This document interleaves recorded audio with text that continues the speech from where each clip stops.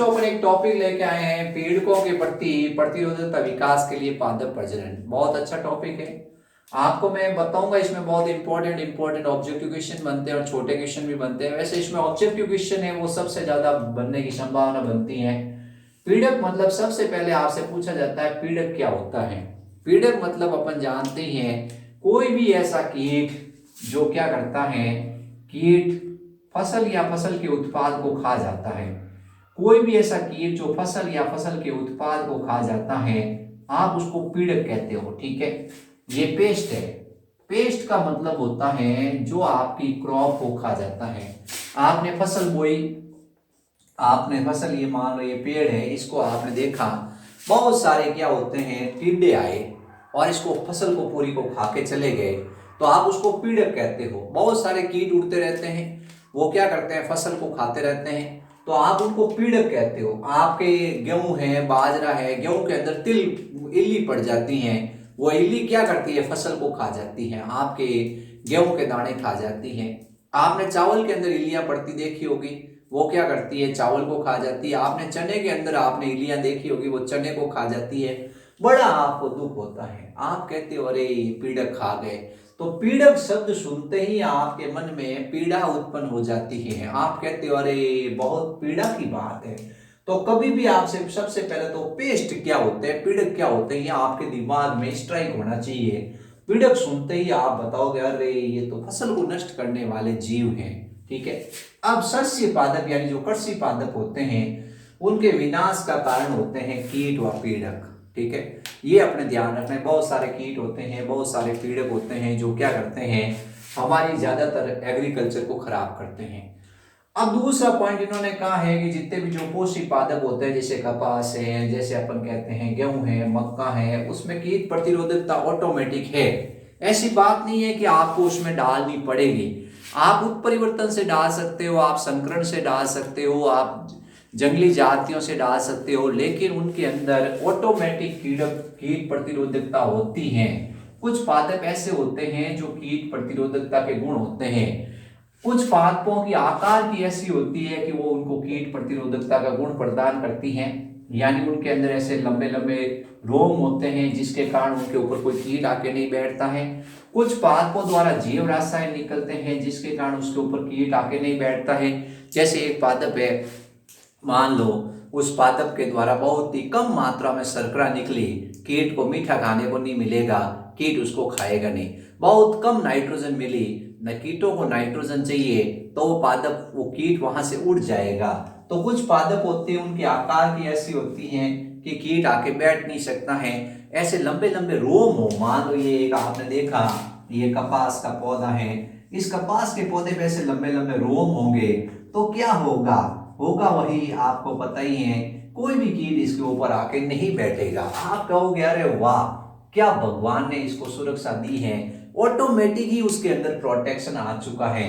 तो ये कुछ ऐसे नेचुरल कारक होते हैं जैसे आकार की हैं, जीव रसायन निकलते हैं। कभी आपने आंख है उसको खाते हुए किसी जंतु को देखा? नहीं, कोई जंतु उसके पास नहीं आता है, क्योंकि बहुत ही जहरीला रासायन उसके अंदर से निकलता है।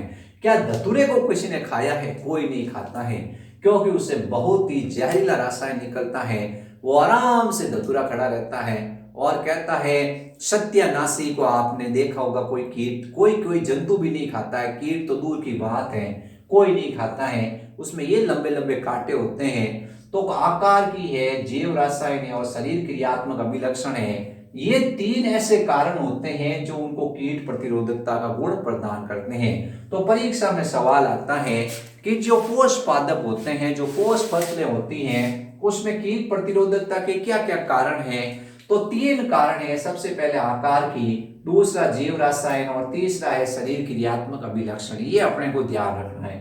अब नेक्स्ट क्वेश्चन आता है, आपको इसके एग्जाम्पल बताते हैं। जैसे रोमिल पत्तियां, ये पत्तियां हैं, इसके ऊपर बहुत सारे रोम ही रोम है, बहुत सारे रोम ही रोम है, तो ये पीड़कों के प्रति प्रतिरोधकता प्रदान करती हैं। यानी पत्तियां हैं उसके ऊपर रोम है। अब अपन कहेंगे इस रोम के ऊपर कोई कीट आके नहीं बैठता है, तो ये पौधा है वो सुरक्षित रहता है। ये अपने ध्यान रखना है, समझ गए। अब इसमें 4-5 एग्जाम्पल दे रखे हैं, इनको आपको याद रखना है, कोई भी ऑब्जेक्टिव सवाल आ सकता है। सबसे पहले कपास की बात करते हैं।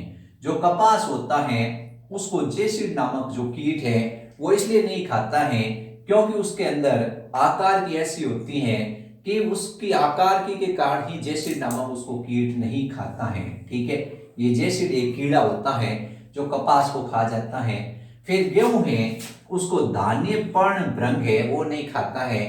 इन दोनों के एक ही कारण माने जाते हैं कि उनकी रोमिल पत्तियां हैं, पत्तियां रोमिल होती है जिसके कारण कपास को जेसिड नहीं खाता है।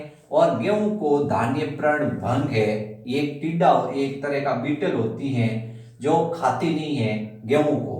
ठीक है, इसी तरह से गेहूं पर में विशेष प्रकार के क्या होते हैं, तने की वजह होती है। अब आगे ये दोनों तो थी रोमिल पत्तियां, कपास में रोमिल पत्तियां थी, गेहूं में भी रोमिल पत्तियां थी, जिसके कारण ये जेसिड कीट नहीं खा रहा था कपास को। सवाल आएगा कपास को कौन सा कीट नहीं खाता है, जेसिड क्यों नहीं खाता है, उसमें रोमिल पत्तियां हैं।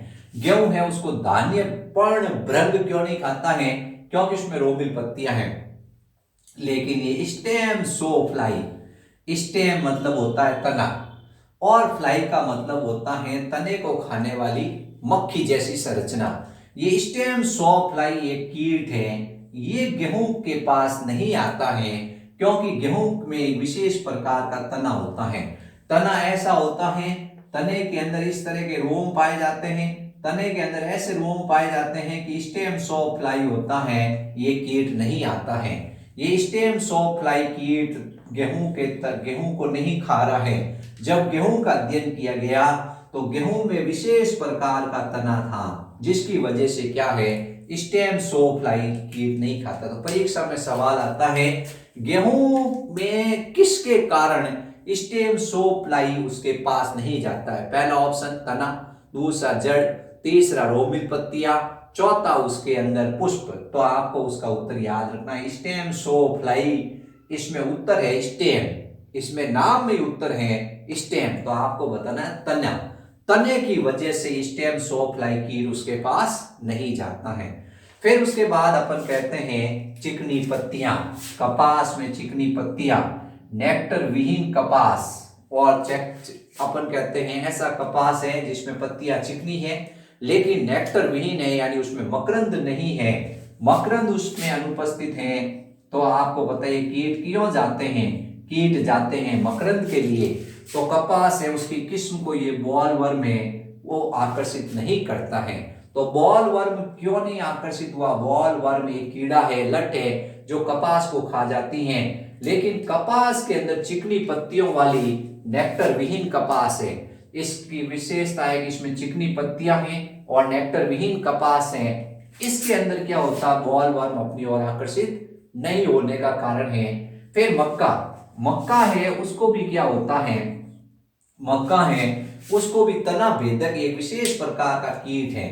ये तना भेदक एक विशेष प्रकार का कीट है बच्चों, ये तना भेदक एक विशेष प्रकार का कीट है। ये मक्के की तरफ क्यों नहीं आया।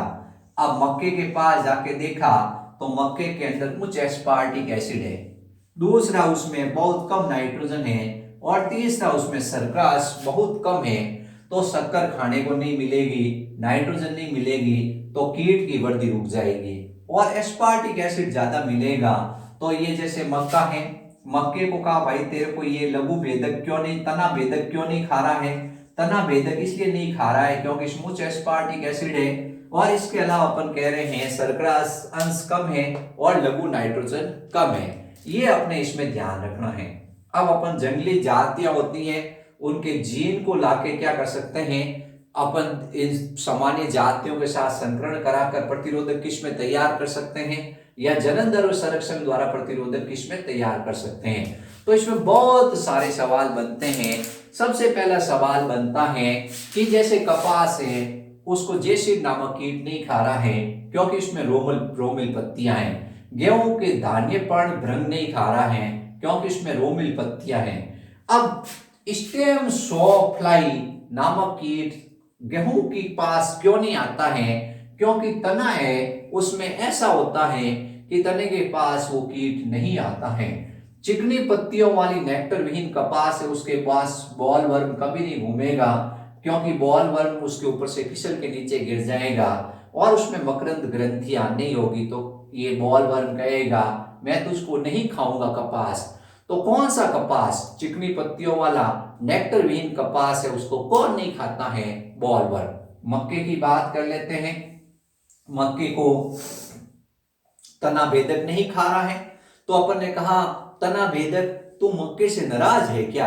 नहीं, उसने कहा उसके अंदर उच्च एस्पार्टिक अम्ल है और उसके अंदर शर्करा बहुत कम है और नाइट्रोजन कम है, इसलिए मैं इसको नहीं खा रहा हूं। ठीक है, अब बच्चों आपको इसको याद कैसे रखना है ये आपके ऊपर है। आप अपने आप को ऐसा मॉडिफाइड करो, अपने ऐसे तरीके बढ़ाओ कि तुम्हें याद हो जाए।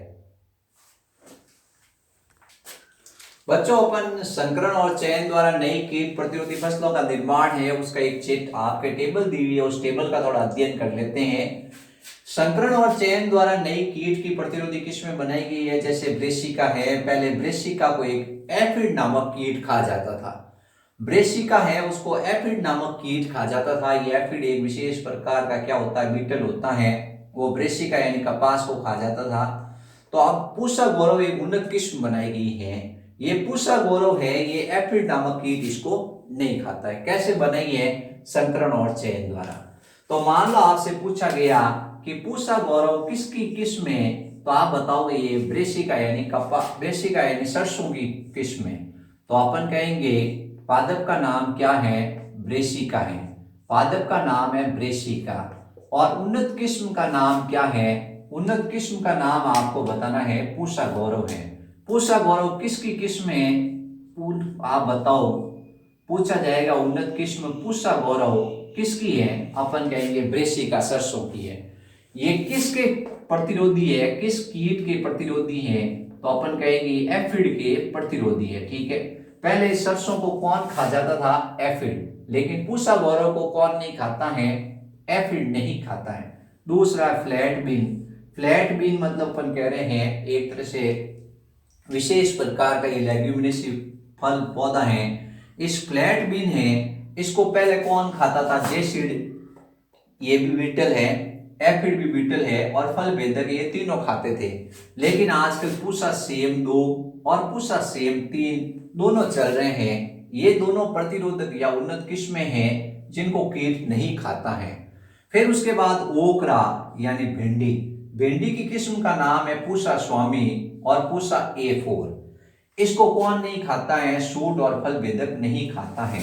तो ये जो पौधे हैं ये उन्नत किस्में हैं। किसकी उन्नत किस्में याद रखना आपका काम है। मान लो सवाल पूछा कि पूसा स्वामी और पूसा A4 किसकी उन्नत किस्में हैं, तो आप बताओगे भिंडी की है। फिर उसके बाद वो किसके प्रतिरोधी है? वो सूट और फल भेदक के प्रतिरोधी है। फिर पूछा पूसा सेम 2, पूसा सेम 3, ये फ्लैट बीन की उन्नत किस्में हैं और जेसिड, एफिड और फल भेदक की प्रतिरोधी हैं। फिर पूछा ब्रेसिका की उन्नत किस्म का नाम क्या है? पूसा गौरव है। और ये किसकी उन्नत किस्म है? ये एफिड की उन्नत किस्म है। ये आपको ध्यान रखना बच्चों।